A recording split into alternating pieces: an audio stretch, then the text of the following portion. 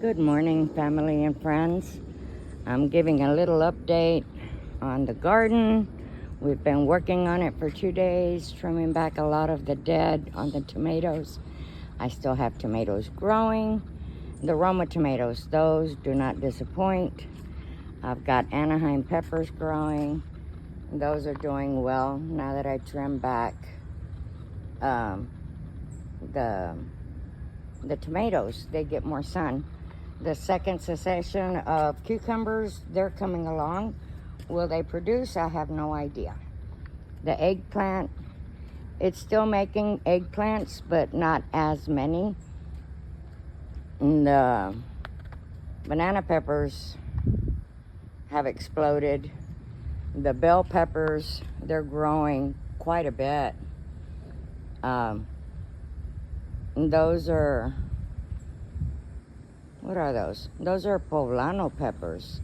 They started growing really nicely. The peach tree likes the sun. All of the peppers really enjoy this heat, except for the Brandywine tomatoes. I still have a shovel here. But they're growing. There's jalapenos. They're just getting bigger and bigger. I've been picking when they're red. The shishito peppers, I discovered 4 or 5 of them last week that were a dark brownish red. And when I come out in the garden, I'll just snack on it. And I bit into that one to see. I said, I wonder if it tastes different. Well, guess what, people? I've been saying all along that these shishito peppers are like a bell pepper, and they're very mild. They're just tasty. No heat to them. Wait until they get brown. You get a little bit of heat. And these are the 2 garden beds that I said last week that I had bought, and we had not put them together. Well, we've been working on it for the past 2 days. I've got some more peppers growing. I have bell peppers, jalapenos, big jam peppers, and yeah, I mean, I like it. It turned out nice. The other one is half done. We have to figure out how to remove that tire that Vilma had a bright idea to use as planters. I discovered it's not a bright idea. And as you can see, these peppers are spaced. Hopefully, they'll do better. Hey, there's a big bell pepper there. Every day I come out and I see more and more peppers growing, and it makes me happy. This little plant has some. We transplanted these and spaced them out to see if they would get happy, and actually they did get perky. This little fella here is a tomatillo plant, and I had it in a pot, so I stuck it in there to see what it'll do. I haven't gotten any yet. Those are the big gem peppers, and they grow real nice. I took that out of a pot and put it in there to see if it'll get happy. The leaves were kind of droopy. And the Brandywine tomatoes, I tore them out. Well, most of them. And guess what? They're coming up again. Look, I got a new wind. I guess that's good. Those are pepper plants. Those are my Tabasco peppers. They're still giving. And these are, I guess they're jalapenos. I don't know. It's the first time it gives some peppers, so I haven't gotten to those. The carrots, I pulled some out. I know I did it wrong for the reason that I didn't separate them.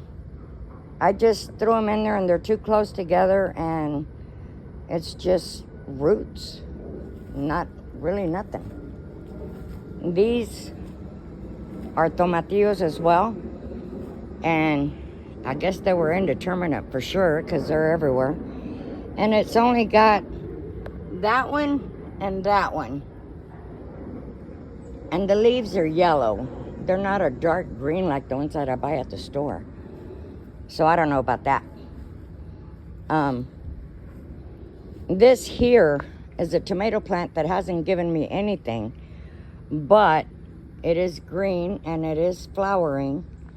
So I don't know what to do with it. My husband said, do we pull it out? And I said, let's just wait. I mean, I need to go get another truckload. This was 3 truckloads.